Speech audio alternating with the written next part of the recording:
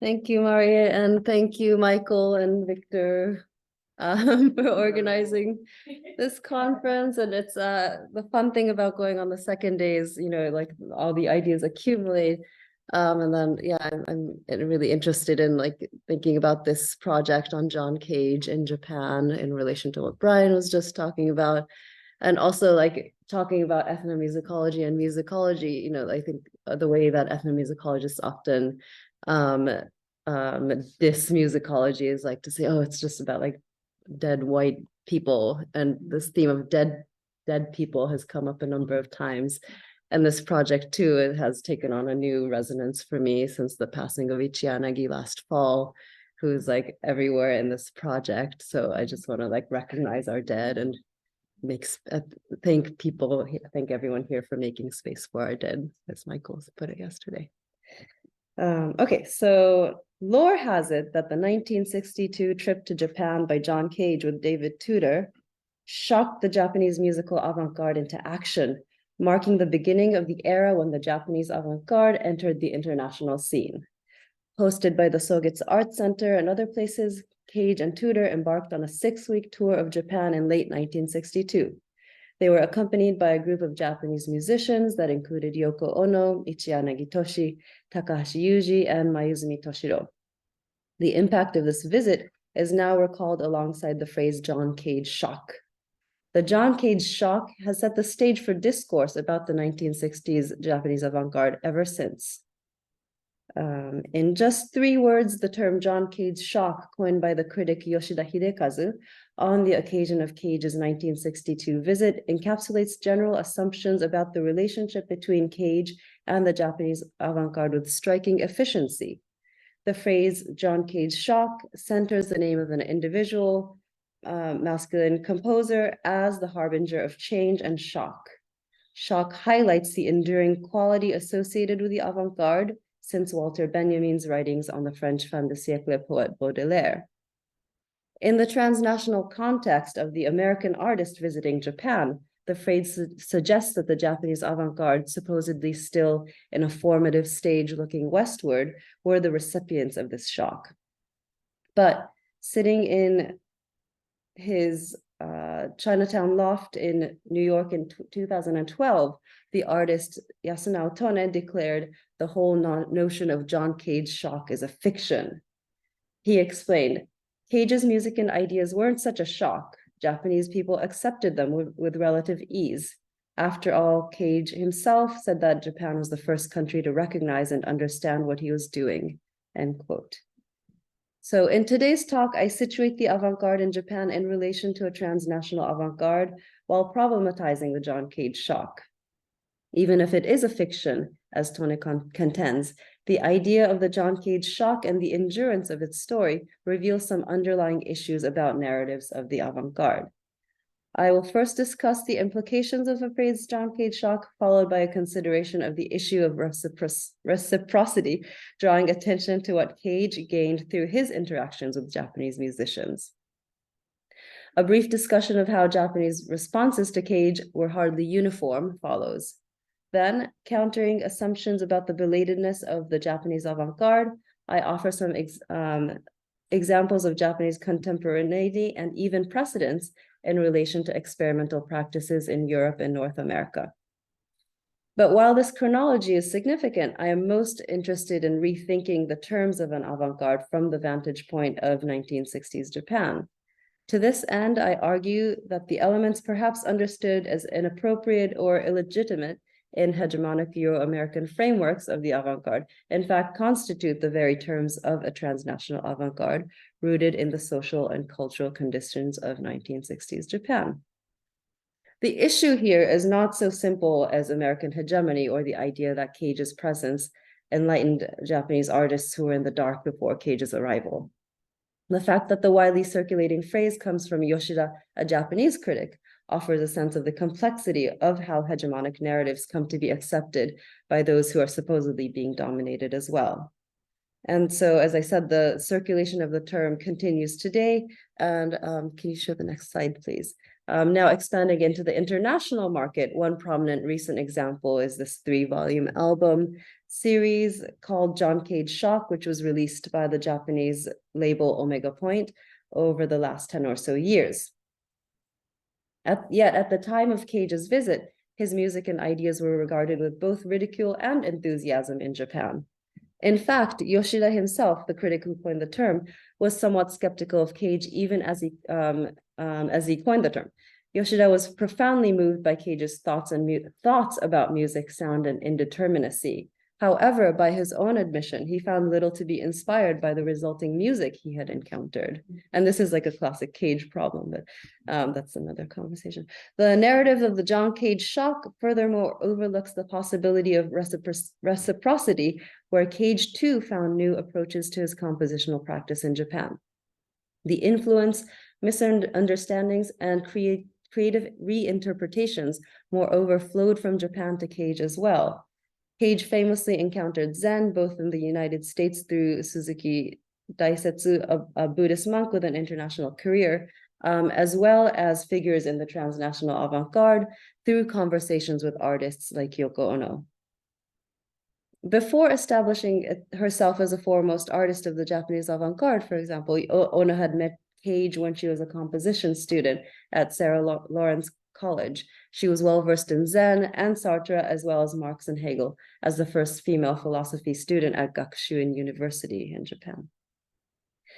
Cage also learned about the experimental musical practices of Japanese composers and new sonic possibilities for electronic music through his work with the engineer Okuyama Junosuke at the Sogetsu Art Center.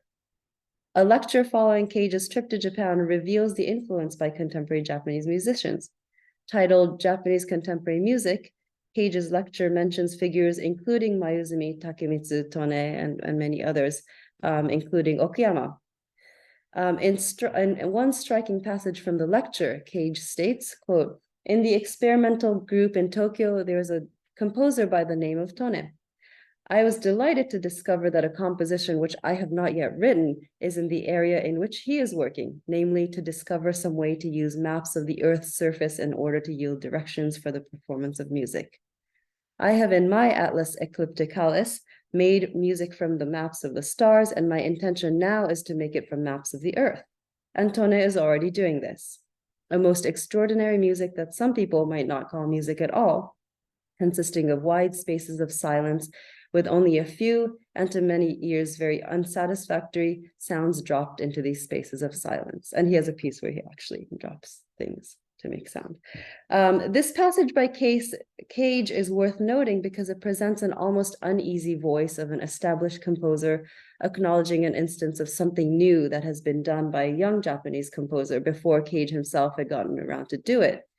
While Cage acknowledges Tone, he also defends his own originality by claiming the initial idea. I have in my atlas Eclipticalis already made music from the maps of the stars.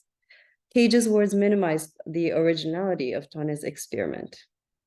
So the notion of John Cage Shock, framed as a sudden moment of encounter, masks the story of the ongoing relationships and friendships that Cage had already established with Japanese composers in the years before his visit to Japan.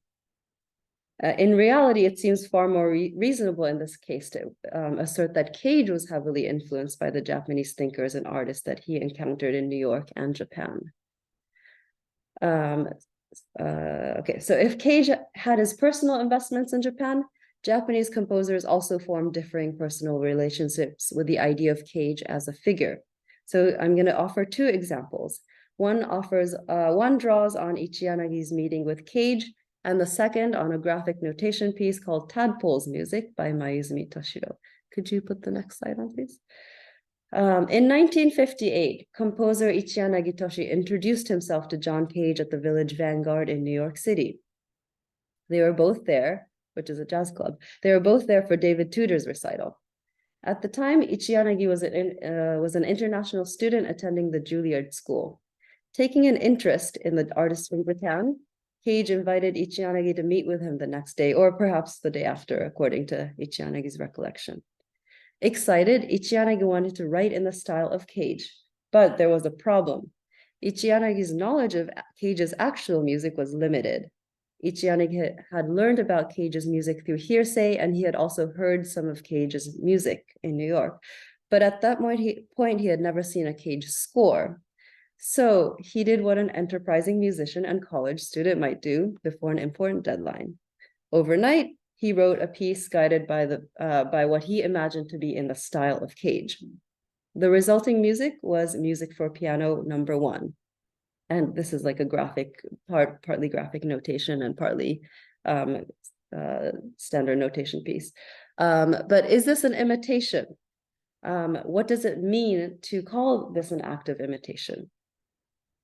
In the following years, Ichiyanagi would associate frequently with Cage and eventually become recognized as Cage's foremost proponent in Japan. The next slide, please. And this is just an image of Cage and Ichiyanagi in 81. But he still distinguished his musical practice from Cage.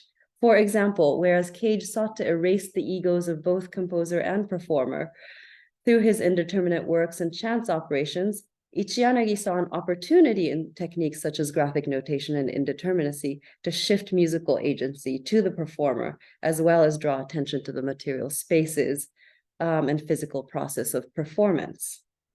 And the next slide, please.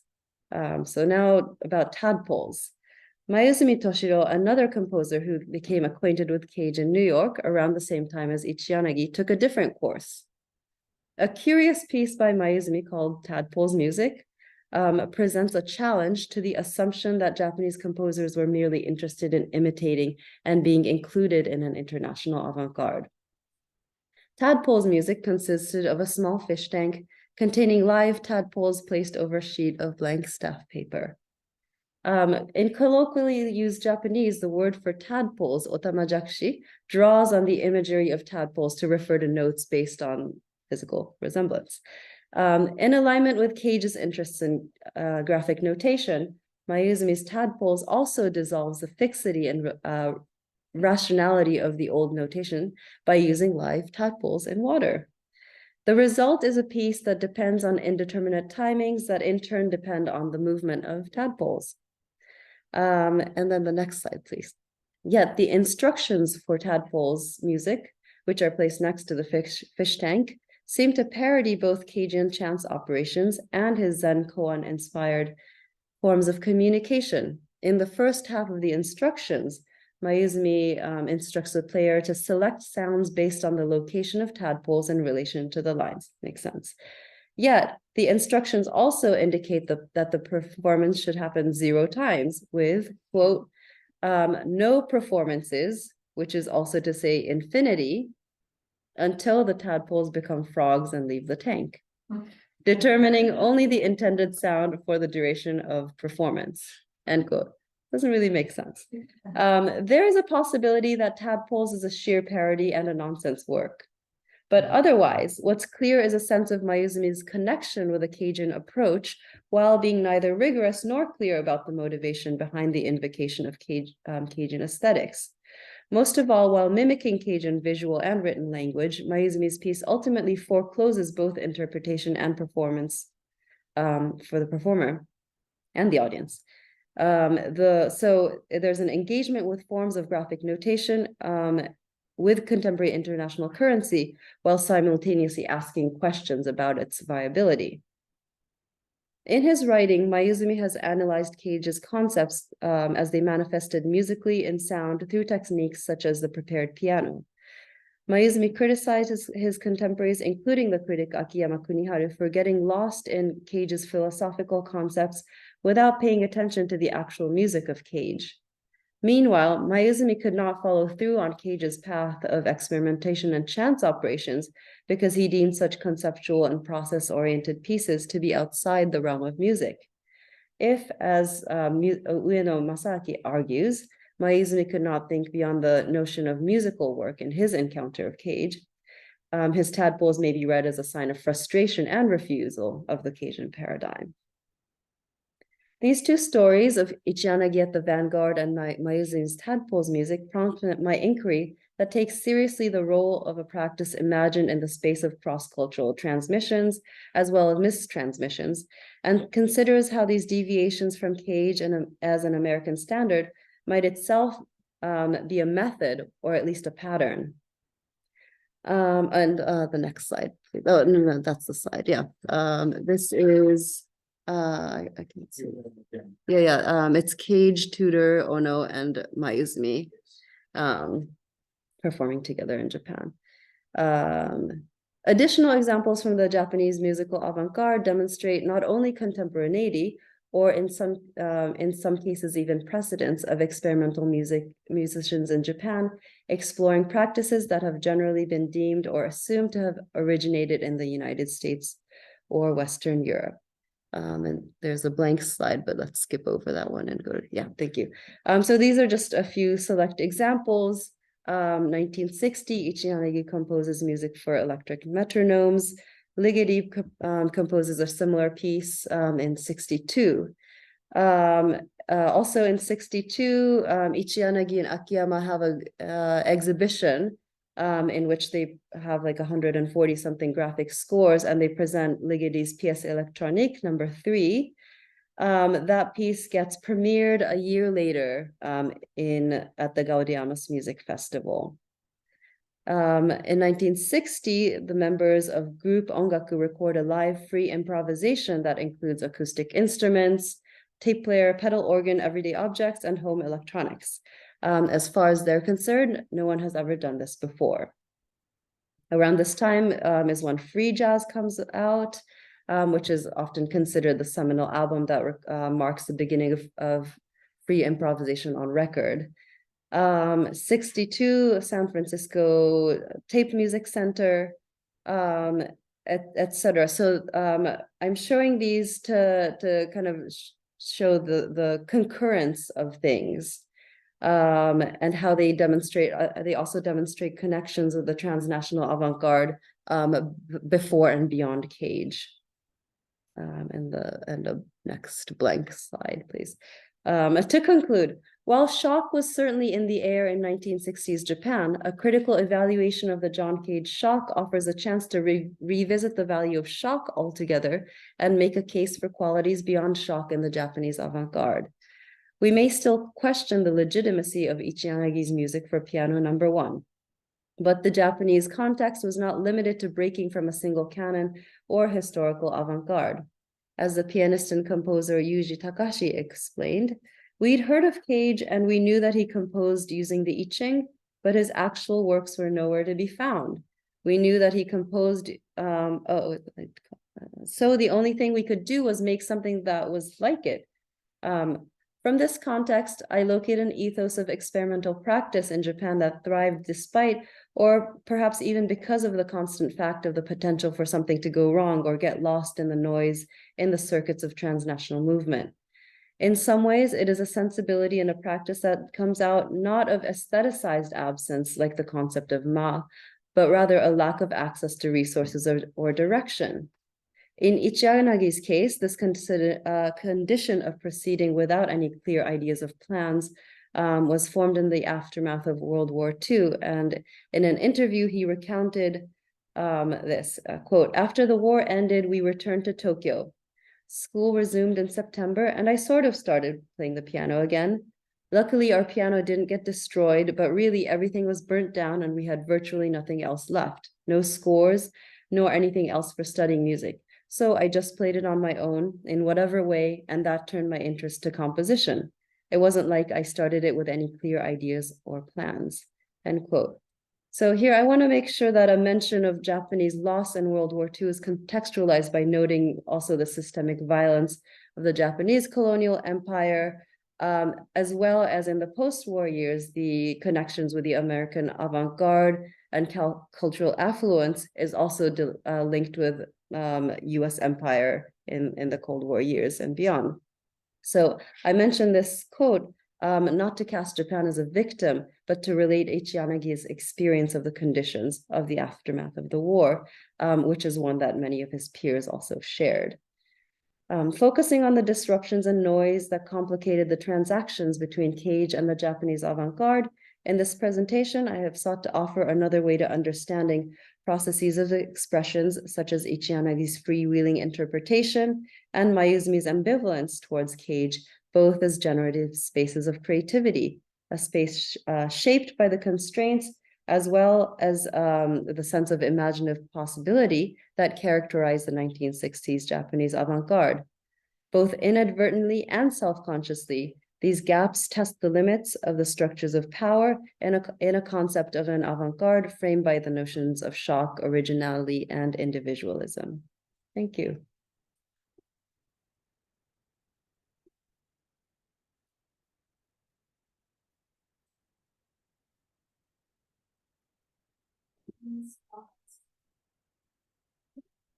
Yes, Racha.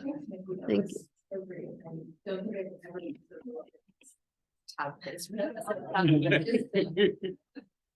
Well, it made me think, well, it's delightful because it turns on its head, like all the things we expect from notation, like that sort of eternality, immutability, eternalness, whatever the word is. But then at the end you had that quote, and I forgot who said it, but somebody said, his actual works were nowhere to be found, like cages. What would that even mean? Like, what is a cage work that they were expecting? Like, would it be a score? Would it be scores? Yeah, scores or recordings.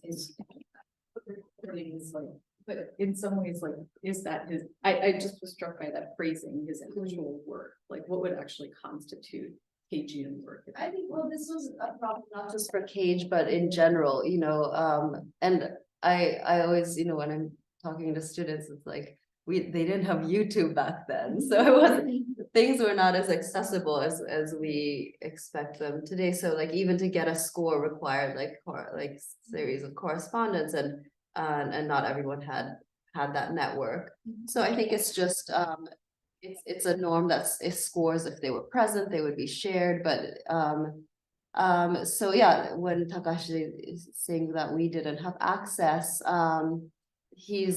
I think he's talking mainly about scores.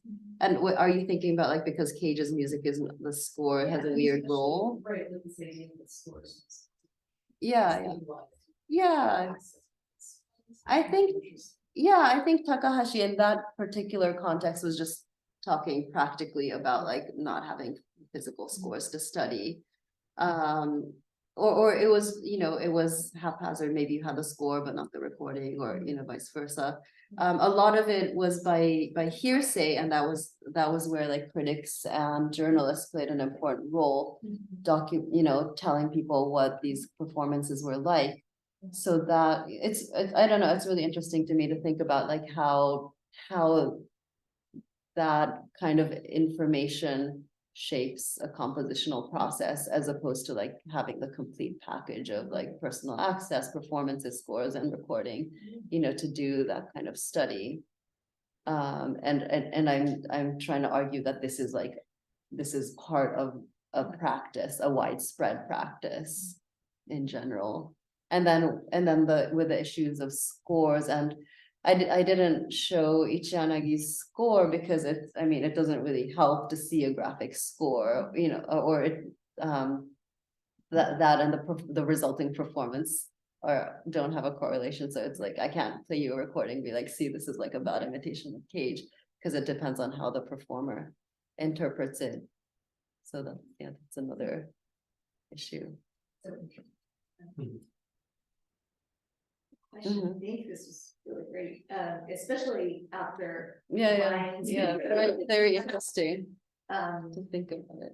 I also, was thinking of Dave Novak's argument, which has some parallel about access, but what's remarkably different is that became so packaged as Japanese, whereas I was struck by the concurrence panel. Despite that, it seems that the Japanese participation is sort of written, I can't say written out, but I think it's less recognized as part of this global experimental music movement anymore at the moment.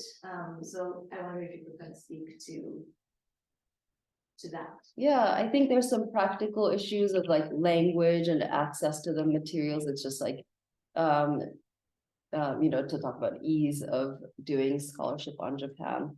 If it's not in English, it's harder to incorporate. So so there's that aspect, but what I'm trying to argue is that in terms of shock, originality, and individuality, if those things aren't the centerpiece, that kind of doesn't fit into the framework of the avant-garde. So I think that this is in the conversation this morning, about what fits into the frame of music, or music studies. It's just like, well, it doesn't fit here and it doesn't fit here. So like, let's move on. Let's talk about something else.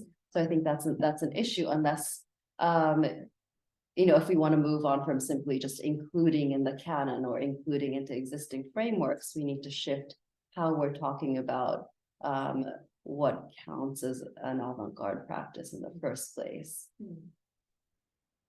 And I think thinking about the avant-garde or transnational musical practices, not from the perspective of, the Euro-American paradigm going to the periphery, but thinking of how it's being practiced, musicology and musicology collide.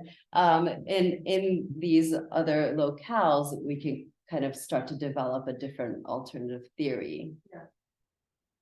Thank you. I want to kind of say, really short, but I was thinking of the same boat that you raised about the unavailability of scores. Is I forget in what context, but Ben Pickett quotes, I think, Ned Sublet talking about how a lot of the young, like, New York experimentalists after Cage kind of like resented him for all the big scores. That he didn't manage to fully escape from like the score. It's super ironic because then on both sides for like the exact opposite reason. Oh yeah, interesting. Not resenting, but some frustration of like what Cage relates to the score is as a year's different. Yeah. So super interesting. Thank you. All right, thank you.